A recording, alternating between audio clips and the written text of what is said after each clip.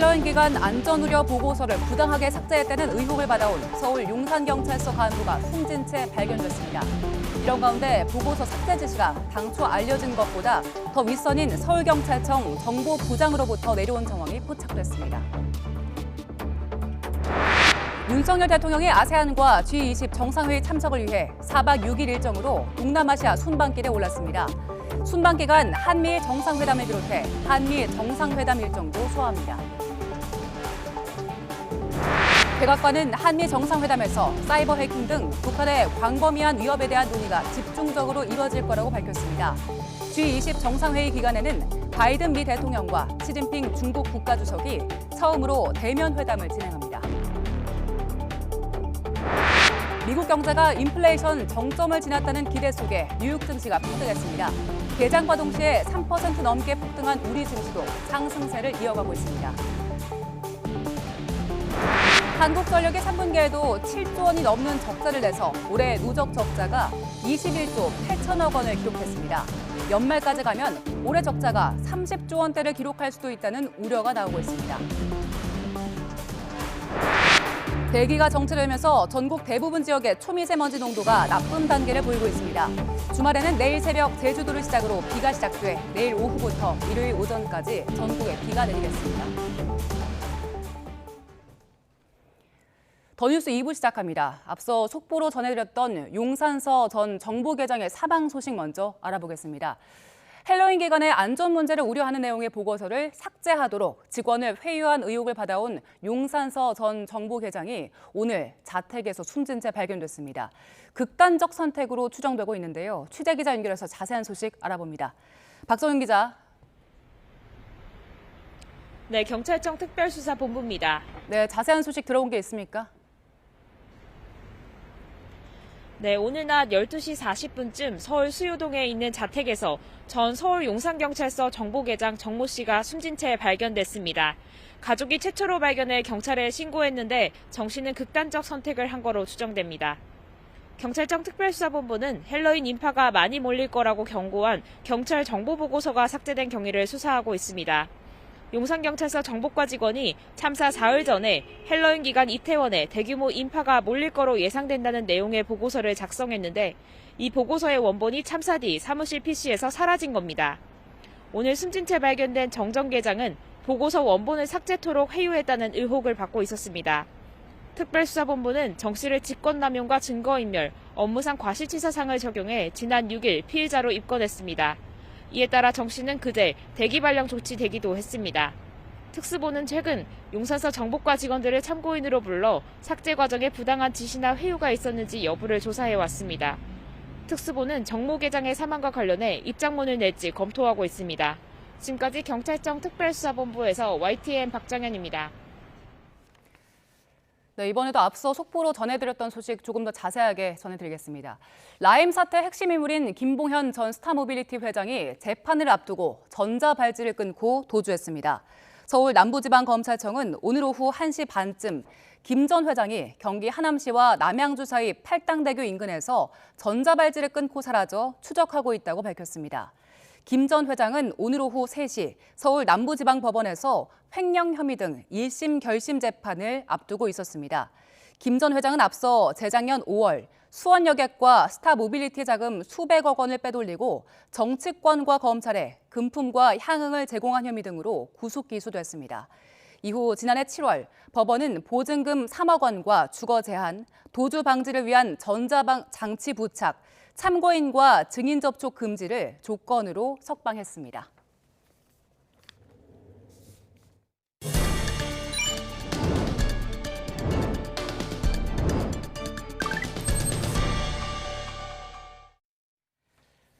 더 정치 시작합니다. 윤석열 대통령이 취임 후 첫 동남아 순방길에 올랐습니다.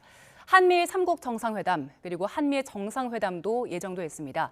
이런 상황에서 대통령 전용기 MBC 취재진 배제를 둘러싼 논란은 계속되고 있습니다. 오늘 전국 현안 두 분과 짚어봅니다. 김재원 전 국민의힘 의원, 이소영 더불어민주당 의원과 함께합니다. 어서 오세요. 안녕하세요. 네. 자, 오늘 윤석열 대통령 순방길에 올랐는데 많은 것들이 일정들이 예정이 돼 있습니다. 일단 이번 정상회담 그리고 이번 순방에서 어떤 성과를 가져야 할까요? 뭐 가장 이제 지금 중요한 그 회담으로 우리가 이제 꼽는 게 한미일 정상회담 아니겠습니까? 사실 그 동안에 그 지난번 그 미국 순방에서도 바이든 대통령과 사실 짧은 만남이라고 해서 여러 가지 그 뒷말을 낳았고 또 지금 그 수출 관련 제한 협정 문제 이것도 이제 중간 선거가 지나갔기 때문에 우리나라의 어떤 특수성을 인정하는 것, 미국에 이제 그 투자를 하기로 했기 때문에 그 기간 정도 유예 기간을 달라는 그런 문제 이런 것을 폭넓게 협의를 해야 될 것이고요. 한일 간에도 상당한 문제가 있거든요. 이런 문제가 한일 정상들끼리만 만났을 때는 또 협의하기가 어려운 부분도 미국 정상과 함께 그 협의를 한다든지 이럴 때는 훨씬 또 나은 진전된 그 결과를 가져올 수 있기 때문에 이 모든 것이 가장 중요한 그 회담이자 외교 행사라고 생각합니다. 네. 그리고 최근에 한미 연합 훈련을 할 때도 북한이 계속해서 도발을 해왔는데 북한 문제 관련해서도 이야기를 좀 나누겠죠? 당연히 가장 중요한 문제로 다뤄질 거라고 예상하고 있고요. 최근 북한의 도발 수위와 뭐 빈도 모든 것들이 굉장히 심각해지고 있고 그래서 북한의 도발 그리고 북핵 문제에 대해서 한국, 미국, 일본, 중국 같은 관련국들이 어떻게 대응할지에 대해서 아마 의견이 모아질 거라고 짐작합니다. 네. 자, 오늘 아침에 국민의힘 지도부 아침 회의까지 취소하고 윤석열 대통령 배웅하기 위해서 공항에 나갔습니다. 이 모습을 두고 최근에 동남아 순방 직전에 여러 가지 논란이 있었잖아요. 근데 윤 대통령에게 힘을 실어주려는 움직임이다. 뭐 이런 분석들도 나오고 있는데 어떻게 보셨습니까? 근데 과거에도 그 전임 정권 또 전전임 정권 때도 대통령이 중요한 그 해외 순방을 할 때는 여당에서 그 나가서 환송을 해주는 그런 관례도 있었고 또 이번의 경우에는 특히 앞에서도 말씀하셨다시피 지금 그 북한의 도발 문제도 있고 이런 가운데 여러 가지 중요한 그 회담을 앞두고 있고 어떻게 보면 사실상 윤석열 대통령이 외교 문제를 그 직접적으로 부딪히는 거의 첫 번째 그 다자간 회의라고 볼 수도 있거든요. 이런 경우에 여당에서 나가서 환송하는 것 그것은 뭐 흔히 있었던 관례이지만 이번 조금 더 이제 그런 면에서 대통령의 순방에 좀 힘을 실어주자 그런 모습이 돋보이는 것이죠. 그러나 과거에도 항상 이렇게 해왔었습니다. 뭐 그렇게 이례적인 일은 아니다. 그렇습니다. 보신 거죠. 오늘 대통령께서 딱 차 문 열고 내릴 때 이상민 행안부 장관이 있었잖아요. 악수하고 어깨를 두 번 툭툭 치시더라고요. 여기에 대해서도 의미 부여를 많이 하던데 어떻게 보셨습니까? 뭐 이제 조금 어떻게 보면 좀 스타일인데 의기소침해져 있는 가능성이 있는 분에 대해서 조금 뭐 좀 잘 하라는 취지로 어깨를 두드린 것은 얼마 전에 보니까 장제원 의원한테도 그렇게 하던데요. 뭐 그것이 큰 의미가 있어서라기보다는 좀 더 뭐 그 이제 가까이서 일하고 있는 분들에 대해서 격려하는 차원 아니겠습니까? 그것을 두고 뭐 재신임을 했다 이런 이야기도 하고 그러던데 뭐 그것과는 전혀 별개의 문제라고 봅니다. 네, 윤석열 대통령이 어제 참모들에게 처음으로 이상민 장관과 관련해서 인지는 모르겠습니다. 근데 정무적인 책임에 대해서도 언급을 했었잖아요. 그러니까 사실 이제 전후 맥락을 놓고 보니까 오늘 장관의 뭐 어깨를 툭 쳤다 하는 거에 대해서도 여러 해석들이 나오는 것인데요. 사실 지금 이상민 행정안전부 장관에 대해서는 국민들의 사퇴 여론이 굉장히 높습니다. 왜냐하면 안전을 책임지는 이제 주무부처 장관인데 이 이태원 참사에 대해서는 계속해서 뭐 처음부터 실언을 이어가기도 했었고요. 그래서 여당 내부에서조차도 이상민 장관은 자진해서 사퇴하는 것이 옳겠다라고 하는 얘기가 초반에는 활발하게 나오고 있었는데 윤석열 대통령께서 뭐 책임이라는 게 그냥 뭐 지는 거냐, 뭐 이상민 장관에 대한 어떤 사퇴 요구를 일축하는 그런 발언들을 여러 차례 내놓으면서 지금은 여당 내부에서도 그런 목소리가 잦아들고 이제 눈치 보기 단계에 들어가고 있는 것 같고요.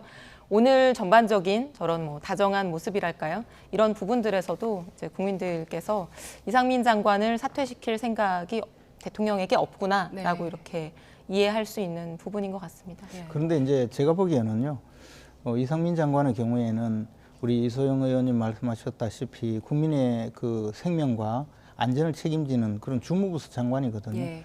그런 상황에서 또 경찰국을 신설해서 경찰에 대한 실질적인 지휘권을 행사하고 있는 분인데 지금 경찰의 대응에 대해서 국민적으로 상당한 문제 의식을 갖고 있잖아요. 또 오늘 또 경찰 그 고위 간부가 또 그 불행한 선택을 하는 이런 일도 있었고 한데 이런 상황에서 민주당 또 야당에서 예를 들어 해임 건의안을 내지 않겠습니까? 저는 그렇게 보거든요. 그럼 해임 건의안이 통과되어 그것이 이제 대통령에게 갔는데 대통령이 나는 해임하지 않겠다고 버티게 되면 이것은 단순히 이상민 장관의 정치적인 어떤 책임 문제에서 대통령의 이제 그 문제로까지 가기 때문에 이것을 모를 리가 없는 이 예. 상황에서 정무적인 판단에 대해서 그냥 말씀하신 대로 뭐 법적 책임이 없다 이렇게 그냥 넘어가고 말 일은 아니라고 생각합니다. 그래서 지금은 다만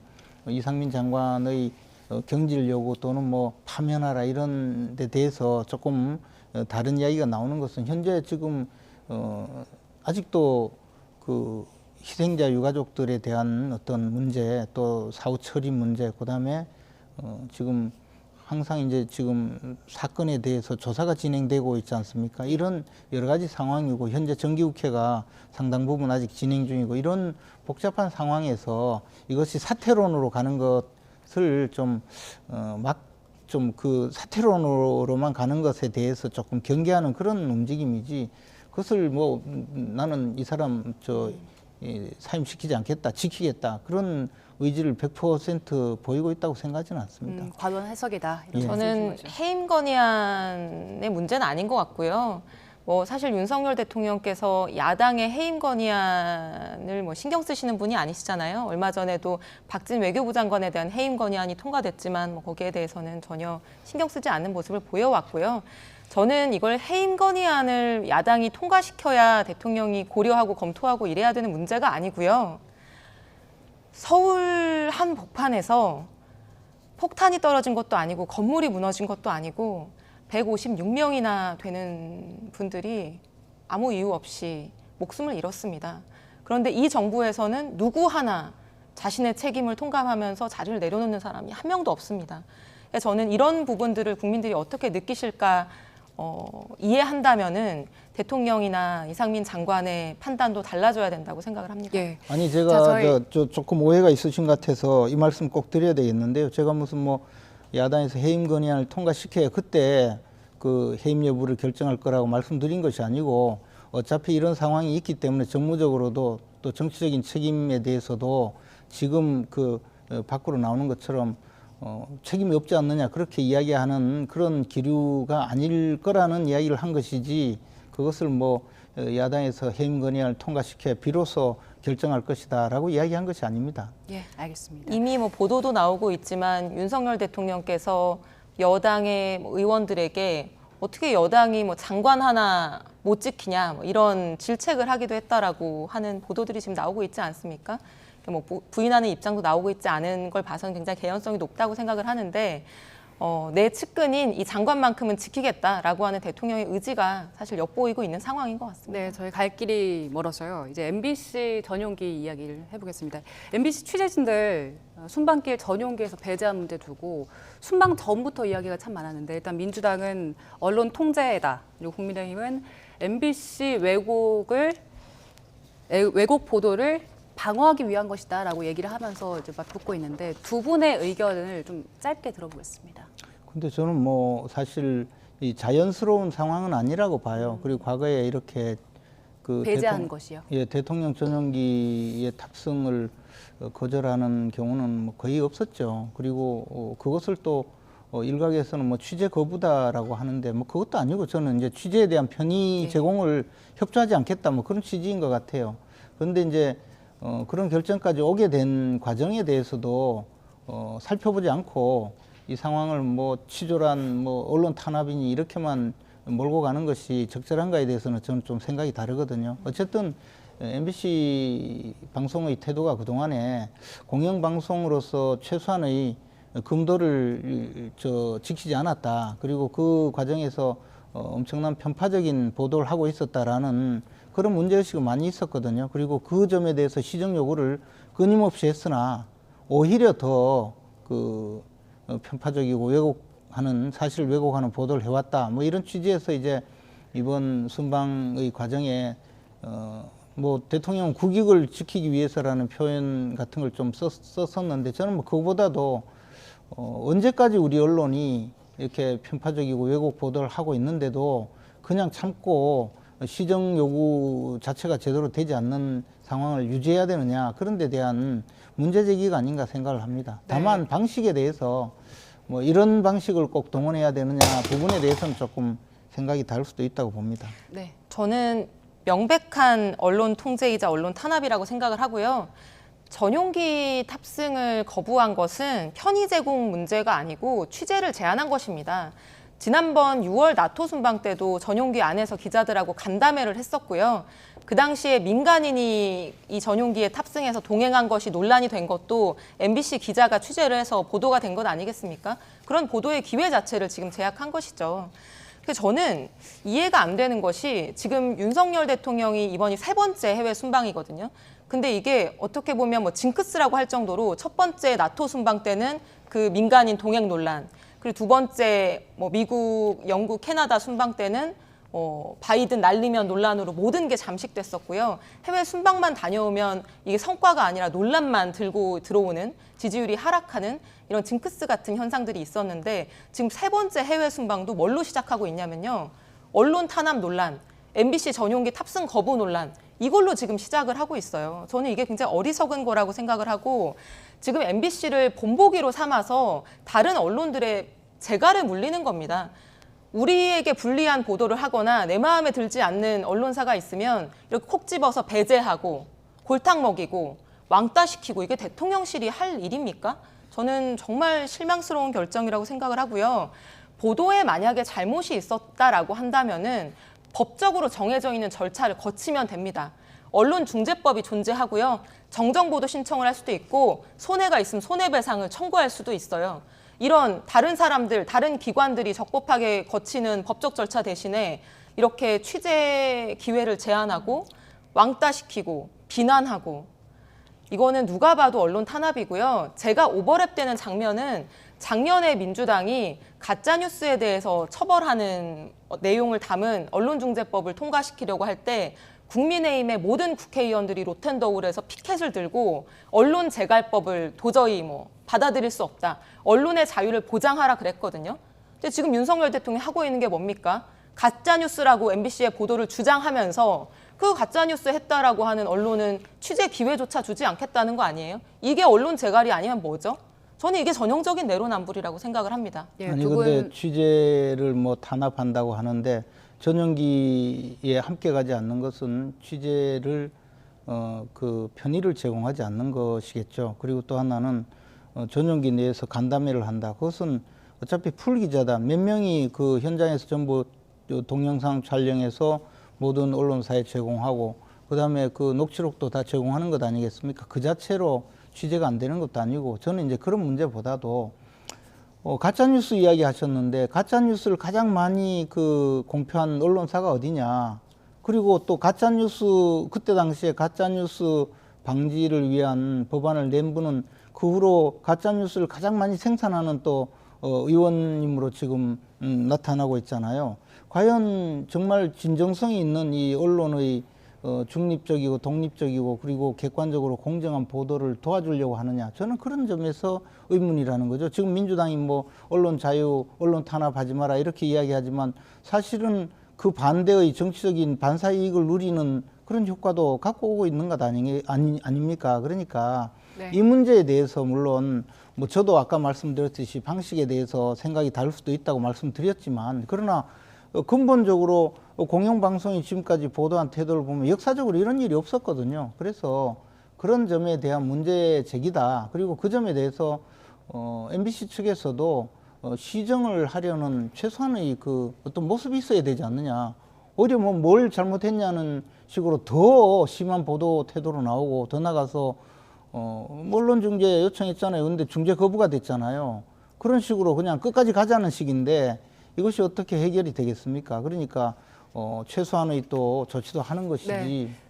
알겠습니다. 자, 두 분 의견 맞붙은 것처럼 국민의힘 김기현 의원은 현 간부들이 유지되는 한 MBC는 해체되는 게 맞다고 주장을 했습니다. 반면에 이재명 민주당 대표는 대한민국에서 해괴한 일이 벌어졌다. 전 세계 웃음거리가 될 거다라면서 비판을 했는데요. 관련 이야기 듣고 오겠습니다. 미담 사례는 아니라고 생각합니다만 좀 전에 제가 말씀드렸는데 MBC 지금 시스템으로 돌아가는 MBC 그게 방송이냐 저는 방송이라고 생각하지 않는다는 말씀 좀 전에 드렸고요. 보도진 보도 간부들이 계속해서 유지되는 한 MBC는 해체되는 것이 맞다. 저는 그렇게 생각하는 사람입니다. 방송이 자격이 없습니다. 뭐 가짜 뉴스를 마구 생산해야 되는 것인데. 취재를 위한 대통령 전용기의 특정 언론이 대통령에 대해서 불만스러운 보도를 했다는 이유로 탑승을 시키지 않겠다는 이 해괴한 일이 지금 21세기 대한민국 선진국에서 벌어졌습니다. 창피합니다. 말하기가 부끄럽습니다. 유치하고 졸렬하고 전 세계의 웃음거리가 되어버린 특정 언론 취재 배제 즉시 처리하십시오. 네, 지금 이재명 대표가 취재 배제 철회해라라고 주장을 했는데 철회를 하는 게 가능합니까? 이미 전용기가 떠났는데 뭐 철회를 어떻게 하겠습니까? 어려운 일이죠. 그런데 지금 예상되는 것은 순방길에 있어서도 계속해서 이런 취재 기회를 축소하거나 배제하지 않겠습니까? 그런 부분에 대해서 말씀하신 거라고 생각을 하고요. 저는 김기현 의원께서 MBC가 해체돼야 된다. MBC가 방송이 아니다. 저는 그 말을 이렇게 돌려드리고 싶습니다. 대통령실이 해체해야 됩니다. 어떻게 대통령이 MBC가 방송이 아니다. 그렇게 말하는 정당이 있다면 저는 그 정당 아니라고 생각을 하고요. 국민들이 뭐 이 XX 논란, 뭐 바이든 날리면 논란, 어렵게 국민의힘과 대통령실이 참 덮으셨는데 이런 논란을 통해서 다시 모든 국민들이 이 문제를 다시 상기하게 됐는데요. 그 당시에 어떻습니까? 국민들은 MBC가 자막 단대로 들었다라고 하는 게 압도적 다수 아니었습니까? 여론조사를 해봐도 다 그렇게 나왔었고요. 그러니까 들리는 대로 보도를 한 겁니다. 그런데 대통령실에서 15시간 동안 아무런 해명도 내놓지 않고 있다가 15시간 만에 거기에서 이 XX는 미국 의회가 아니라 한국의 야당이다, 민주당이다 이렇게 해명을 했다가 그러고 나서 며칠 후에는 아예 그런 말을 한 적이 없다, 기억이 없다. 대통령이 거기에 대해서 그럼 무슨 말을 했다고 해명이라도 내놓은 것이 있습니까?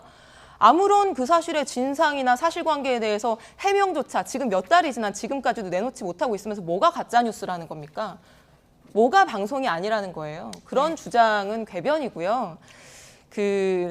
정말 이번 이 사태는 저는 두고두고 부끄러운 일이 될 거라고 생각하고 이번에 BBC 기자가 이 사태에 대해서 이렇게 얘기를 했더라고요. 대통령이 싫어하는 방송 기자를 해외 취재에서 배제하는 것이 윤석열 대통령이 그려내고 싶은 글로벌 이미지냐. 저 이걸 정말 질문하고 싶습니다. 네, 지금 여권 내에서도 이번 결정을 두고서는 좀 의견이 엇갈리는 것 같아요. 글쎄 뭐 저도 말씀드렸다시피 기본적인 방향은 저는 뭐 적극적으로 동조하지만 그 방식에 대해서 어떻게 할 거냐에 대해서는 생각이 다를 수가 있겠죠. 그리고 이번에 지금 이야기한 여러 가지 내용에 대해서 모두 다가 뭐 일사불란하게 동의하지는 않는 또 정당이기도 하죠. 그런데 그게 가짜 뉴스냐 아니냐 그 이야기는 벌써 오래전에 다 논란이 많이 되었던 것이고 새삼 재론할 필요가 없겠지만 저는 뭐 김기현 의원이 MBC가 해체되어야 된다는 것도 실현 가능성이 별로 없는 이야기고 또 뭐 굳이 그렇게까지 이야기할 필요가 있느냐는 생각에 저도 좀 그런 입장입니다. 근데 마찬가지로 우리 또 이소정 의원께서 청와대가 대통령실이 해체되어야 된다. 이것도 뭐 가능하지 않는 이야기를 하니까 이제 정치가 전부 이렇게 쓰레기통으로 다 들어가는 판이 되는데 이런 식으로 끌고 가서는 안 되는 거죠. 그러나 MBC 측에서도 이런 정도의 많은 논란이 되는 상황인데도 보도뿐만 아니라 저도 MBC 많이 출연해 보지만 그런 전체적인 보도 내용에 대해서 불만이 있는 분들이 너무 많잖아요. 그러니까 자제 좀 바꾸는 것이 어떨까. 그리고 자꾸 뭐 취재 탄압이라 하는데 현장까지 그 함께 가는 운송수단에 대해서 제공하지 않겠다는 것 뿐이지 취재하는데 뭐 무슨 제약이 있습니까? 그리고 그 점에 대해서 자꾸 전체적으로 이것을 막 키워서 언론 탄압이다 뭐 계속적으로 이야기하는 것은 저는 그것도 동의하지 않습니다. 네, 알겠습니다. 제약이 있죠. 11일 아침에 출국하는 일정인데 9일 밤에 전용기 탑승 거부를 전달을 했고요. 그것 때문에 지금 이 전용기에 탑승 거부당했거나 거기에 동참해서 탑승하지 않겠다고 한 언론사들은 거의 하루를 넘게 현지에서 취재를 할 수 없는 상황입니다. 왜냐하면 뭐 항공사 일정이 대통령 전용기하고는 다르기 때문에요. 그리고 출발할 때의 일정이나 도착해서의 일정도 취재할 수가 없는 거죠. 당연히 취재 기회가 제한되는 겁니다. 네. 이게 어떻게 뭐 무슨 편의를 제공하는 문제에 국한되겠습니까? 네.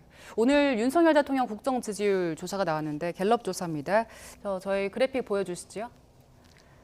일단 긍정이 30% 그리고 부정평가가 62%입니다. 긍정이 전주 대비해서 1%포인트 올랐고 부정도 전주 대비해서 1%포인트 내렸습니다. 이번 순방 이후에 이번 순방의 성과 따라서 이 영향도 좀 미칠까요? 그런데 이제 사실 뭐 1% 오르고 1% 내리고 하는 게 예. 무슨 의미가 있겠습니까? 그러나 대통령 지지율이 지지부진한 상황이면 조금 더 전체적으로 대통령뿐만 아니라 정부, 여당, 이 여권 전체가 국민들에게 더 신뢰를 얻어가는 그런 노력이 필요한 것이고 순방은 뭐 하나의 그 이벤트성이기 때문에 그 지지율이 순방 때문에 조금 올라간다고 해서 그것이 큰 뭐 효과가 장기적으로 갈 수도 없는 것이거든요. 저는 대통령 지지율이 30%에 고정된 것은 굉장히 그 좋지 않은 상황이라고 취임 봅니다. 6개월째인데요. 예, 거기다가 대통령이 사실 이제 그 득표율보다 지지율이 낮아진다는 것은 대선에서 지지했던 분들 중에서 일부가 지지를 처리하고 있는 상황이거든요. 그러면 그분들 마음을 우선 헤아려서 좀 국정이 좀 더 매진하는 것으로 네. 그렇게 보답을 해야 된다고 생각합니다. 네, 그리고 이번 조사 대상의 70% 정도는 이태원 참사 대응이 부적절했다 이런 응답을 하기도 했더라고요. 보수층과 국민의힘 지지층에서조차도 이번 대응이 부적절했다라고 하는 응답이 굉장히 높게 나온 것이 저는 주목이 되고요. 그 사실은 긍정평가가 30%냐 뭐 20%냐 이게 중요한 게 아니라 긍정평가하는 이유가 뭔지가 더 중요할 수도 있는데요. 사실 지금 윤석열 정부 6개월째 20% 30% 되는 긍정평가의 이유 중에 1위가 거의 대부분 계속 최근까지도 모름이나 답변 거절입니다. 그러니까 긍정평가할 부분이 없는데 긍정평가를 하는 분들이 20% 30% 정도가 계신 상황인데요. 저는 6개월째 지금 이런 상황이 계속되고 있는 것에 대해서 대통령과 대통령실 그리고 여당이 정말 겸허하게 그 이유를 자성하고 성찰해 봐야 된다고 생각을 하고요. 지금 이러한 상황인데도 또 한 번 만들어낼 필요가 전혀 없는 MBC 전용기 탑승 거부 논란까지 만들어내고 있는 모습을 보자면은 민심이나 정부에 대한 국민의 평가에는 관심이 없어 보이는 그런 모습입니다. 근데 네, 이제 제가 어쨌든 자꾸 이렇게 잘못된 정보를 전달하기 때문에 말씀드리는데요. 이번 그 여론조사에도 긍정평가 이유가 전반적으로 잘한다가 제일 많고요. 그다음에 국방 안보, 이태원 사고 수습 열심히 한다, 최선을 다한다가 또 그다음이고 공정정의 원칙이 그다음이고 진실함, 솔직함, 거짓 없음 이런 게 많고 모름, 무응답, 응답 거절은 16%였거든요. 그런데 자꾸 이렇게 그 사실이 아닌 것을 사실처럼 말씀하시니까 이것도 이제 사실 지지율 저하에 또 상당한 영향이 있어요. 그래서 뭐 굳이 그렇게까지 하실 필요가 뭐 있습니까? 과거에 어떤 여론조사에 한두 군데 그런 적이 있었다고는 제가 알고 있는데 지금 최근에 보면 주로 뭐 북한 응대를 잘했다, 북한 대응을 잘했다, 또 열심히 한다, 뭐 이런 것이 주로 높은 그 수위를 차지했거든요. 그래서 그것은 좀 제대로 알고 좀 말씀하시는 게 좋지 않을까 생각합니다. 바로 이틀 전에 나온 여론조사 결과를 말씀드린 오늘 거고요. 여론조사를 오늘 보고 여론조사 말씀드린 결과. 네, 거예요. 그리고 모름 응답 거절이 16%나 되는 것도 굉장히 높은 겁니다. 전체 100%를 주고 16%예요. 네, 여기서 정리를 해야 될 것 같습니다. 자, 오늘 윤석열 대통령 첫 동남아 순방길 관련해서 이야기를 나눠봤는데요. 두 분과 이야기 나눠봤습니다. 김재원 전 국민의힘 의원, 이수영 민주당 의원과 함께했습니다. 고맙습니다.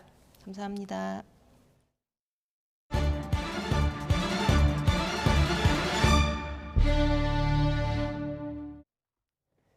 코로나19 신규 환자는 이틀 연속 5만 명대로 금요일 기준 9주 만에 최다를 기록했습니다. 방역당국이 겨울철 재유행 대비한 추가 접종을 당부하고 있는 가운데 다음 주부터는 BA4와 BA5 기반 개량 백신 접종도 시작됩니다. 취재기자 연결합니다. 최명신 기자. 네, 최명신입니다. 오늘 코로나19 발생 현황 전해주시죠. 네, 오늘 0시 기준 코로나19 신규 환자는 54,519명입니다. 어제보다 800여 명 적습니다. 하지만 일주일 전과 비교하면 11,000여 명, 2주 전보다는 18,000명 정도 늘어서 증가세를 유지했습니다. 금요일 발표 기준으로 9주 만에 가장 많은 숫자입니다. 위중증 환자는 345명으로 8일째 300명대를 기록했고 사망자는 40명 발생했습니다. 위중증 환자 수가 늘어나면서 중환자 병상 가동률도 꾸준히 증가하고 있습니다. 어제 오후 5시 기준 전국 중환자 병상 가동률은 29.8%로 30%에 바짝 근접했습니다. 겨울철 재유행 대비 추가 백신 접종률은 전체 인구 대비 3.2%로 여전히 저조합니다. 특히 고위험군인 60세 이상 접종률은 9.6%에 그치고 있습니다. 당국이 적극적인 추가 접종을 거듭 당부하고 있는 가운데 다음 주부터는 BA4-5 기반 화이자 2가 백신 접종도 시작됩니다. 오미크론 하위 변이 가운데 BA1 기반 모더나 백신이 지난달부터 먼저 쓰였고 화이자의 BA1 기반 백신 접종도 지난 7일부터 시작됐는데요. 여기에 BA4-5 대응용 백신이 추가되면서 활용 가능한 개량 백신 모두 3종이 됐습니다. 다음 주 수능인데 수험생들이나 학부모들은 코로나 재유행 상황에 촉각을 곤두세우고 있을 것 같습니다. 확진 수험생들 별도 시험장에서 시험 치른다고요? 네, 수능이 다음 주 목요일 17일 날 치러지는데요. 이번 수능부터는 코로나19에 확진된 수험생도 시험장에서 수능 시험을 볼 수 있습니다. 격리 대상인 수험생은 별도 시험장에서 시험을 치를 수 있다는 얘기인데요. 이를 위해 수험생은 오늘부터 코로나19에 확진돼 격리 통보를 받으면 시교육청이나 지원청에 즉시 신고해야 합니다. 이후 시교육청 안내에 따라 전국 시도교육청에서 마련한 별도 시험장에서 시험을 볼 수 있습니다. 지난해까지는 확진된 수험생은 병원이나 생활치료센터에서 시험을 봐야 했습니다. 확진자 가운데 입원 치료가 필요한 수험생의 경우엔 별도로 마련된 병원 시험장에서 시험을 볼 수 있습니다. 또 격리 대상이 아니지만 수능 당일 체온 검사에서 37.5도 이상 열이 나는 수험생이라면 유증상 수험생으로 분리돼 일반 시험장에서 따로 마련된 분리 시험실에서 시험을 치러야 합니다. 지금까지 사회부에서 YTN 최명신입니다. 네, 앞서 말씀드린 대로 이태원 인파 정보 보고서 삭제 의혹으로 수사를 받던 서울 용산경찰서 정보계장이 숨진 채 발견됐습니다. 경찰 내부에서는 현장 인력 중심으로 수사를 받는 것에 대해서 불만의 목소리들이 나오고 있는 상황이었습니다. 행정안전부, 서울시에 대한 수사가 빨리 이루어지지 않는 것에 대한 비판의 목소리도 나오고 있습니다. 강민경 기자 보도합니다. 이태원 참사 수사가 시작된 건 지난 1일. 최근 특별수사본부는 경찰청과 서울경찰청, 용산경찰서, 용산소방서 등을 압수수색하고 참고인 조사를 진행했습니다. 수사가 시작된 지 열흘이 지난 상황에서 수사는 일선 경찰과 소방 쪽에 집중돼 있습니다. 반면 재난안전주무부처인 행정안전부와 서울시에 대해서는 여전히 법리 검토 단계에 머물러 있습니다.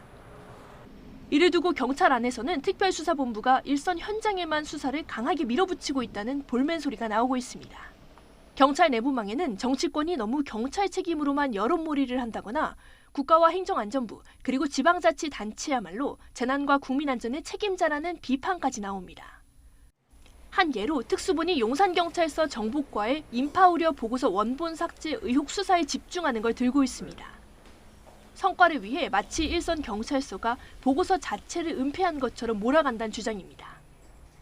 한 경감급 경찰은 첩보 수집 절차에 따른 정보보고서 처리 과정까지 문제 삼는 건 참사의 본질과 거리가 멀다고 지적하기도 했습니다.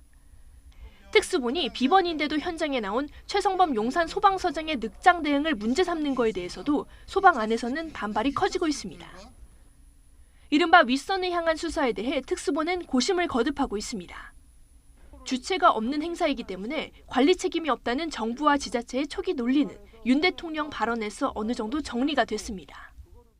6시 34분에 첫 112 신고가 들어올 정도 되면은 그게 아마 거의 아비규환의 상황이 아니었겠나 싶은데 그 상황에서 경찰이 권한이 없다는 말이 나올 수 있습니까? 다만 대통령의 비판이 주로 경찰에 집중된 건 윗선 수사를 검토하는 특수본 입장에서는 부담일 수밖에 없습니다. 경찰이 설사 윗선을 수사한다고 해도 검찰 수사 단계에서 받아들여지지 않을 가능성도 적지 않습니다. 안전을 보호할 의무, 이것은 국가의 존재이고 목적임에도 비겁한 변명, 3, 4 수준의 사고라는 말장난, 책임회피, 꼬리 자르기로 무마하고 있습니다. 이태원 참사는 행안부와 서울시, 용산구, 그리고 경찰과 소방 등 어느 단계에서도 기본적인 위기관리 시스템이 작동되지 않으면서 발생한 측면이 있습니다. 결과에 따른 법적 책임 유무를 나중에 따지더라도 정부와 지자체 전반에 대한 수사 자체는 필요하다는 지적이 나오는 이유입니다. YTN 강민경입니다. 경찰이 아직 주인을 찾지 못한 이태원 참사 유실물을 서울 용산경찰서에 옮겨서 보관하기로 했습니다. 지금은 서울 원효로 다목적 실내체육관 유실물센터에 있습니다. 모두 714점이 남아 있습니다. 모레 저녁 8시까지 센터가 운영되고 남은 유실물은 용산서 문서구에 보관했다가 주인이 찾아오면 돌려줄 계획입니다. 오늘 국회 국토교통위원회 전체회의에서 지난 5일 발생한 오봉역 한국철도공사 직원 사망 사고를 놓고 여야의 질타가 이어졌습니다. 국민의힘 강희국 의원은 문제가 된 턱레일이 교체 주기가 되지 않았는데도 파손된 이유와 사전에 파악하지 못한 원인을 물었습니다. 이소영 민주당 의원은 이 역은 넓은 작업장에 CCTV가 한 대도 설치돼 있지 않았고 인도가 없는 밀집한 철로에서 작업을 하다가 사고가 났다며 환경 개선을 요구했습니다. 이에 대해서 원희룡 국토교통부 장관은 충분한 예산과 인원 투입을 고려하되 자동화 장비 도입을 노조가 반대했다는 제보를 확인하는 등 내부 조직 구조도 점검하겠다고 말했습니다. 이른바 가방 속 아동 시신 사건 용의자로 지목된 한국계 뉴질랜드 여성에 대해서 법원이 범죄인 인도를 결정했습니다. 서울고등법원은 오늘 한국계 뉴질랜드 여성 A씨에 대해서 범죄인 인도 허가 결정을 했습니다. 이에 따라 법무장관이 최종 승인하면 A씨는 뉴질랜드로 송환됩니다. 지난 8월 뉴질랜드의 한 창고 경매로 판매된 여행 가방에서 아동 2명이 숨진 채 발견됐고 현지 경찰은 친모로 알려진 A씨를 추적했고 A씨는 한국으로 귀국해서 도피 생활을 하다가 9월에 울산에서 검거됐습니다.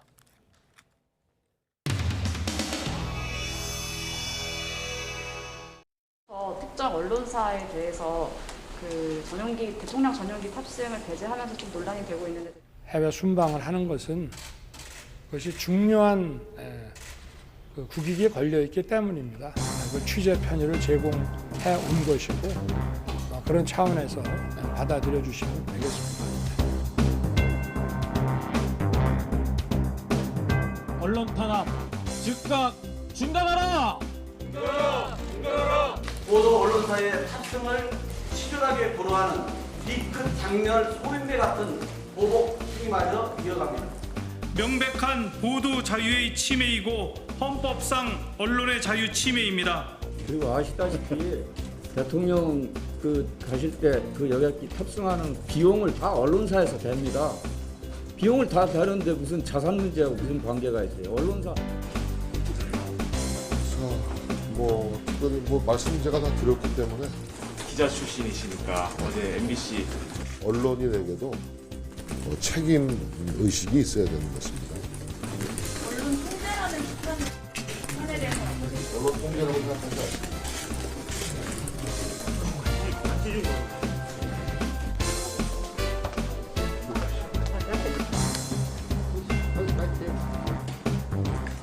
김대중 대통령 시절에는 청와대 출입을 금지시킨 적도 있었어요. 노무현 대통령 정부에서는 기자실을 대못질을 한 사례가 있습니다. 이런 게 언론 탄압이고 통제입니다.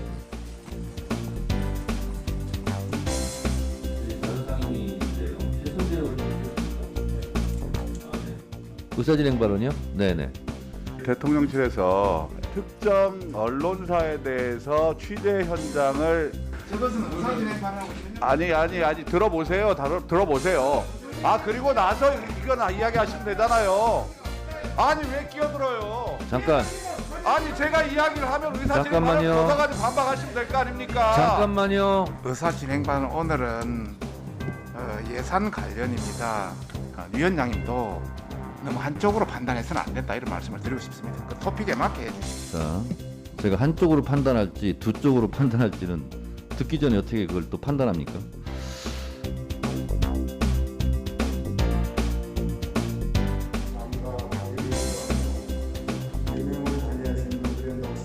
전용기가 대통령 것입니까? 이게 무슨 민주국가의 지도자입니까?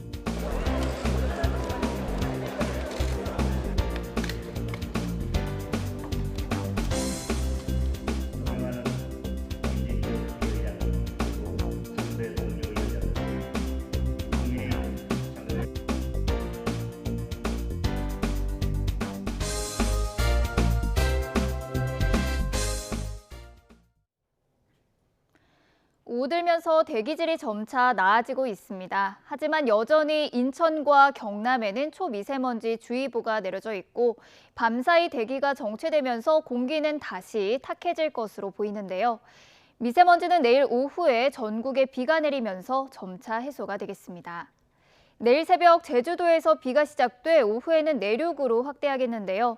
일요일 오전까지 경기 북부와 영서 북부, 제주도에는 최고 60mm, 서울 등 그 밖의 지역에는 5에서 40mm의 비가 내리겠고요. 돌풍과 벼락을 동반하기도 하겠습니다. 내일 아침 기온은 오늘보다 1도에서 3도가량이 높겠습니다. 내일 서울의 아침 기온은 12도, 대전과 대구는 10도, 부산은 15도로 출발하겠고요. 낮 기온은 오늘과 비슷해서 온화하겠습니다. 내일 서울의 한낮 기온은 20도, 대전은 23도, 대구는 21도, 울산은 22도를 보이겠습니다. 비가 그친 뒤 일요일 낮부터는 날씨가 다시 쌀쌀해질 전망입니다. 지금까지 날씨 정보였습니다. 네, 여기서 마치겠습니다. 잠시 뒤 뉴스큐가 방송됩니다. 시청해주신 여러분 고맙습니다.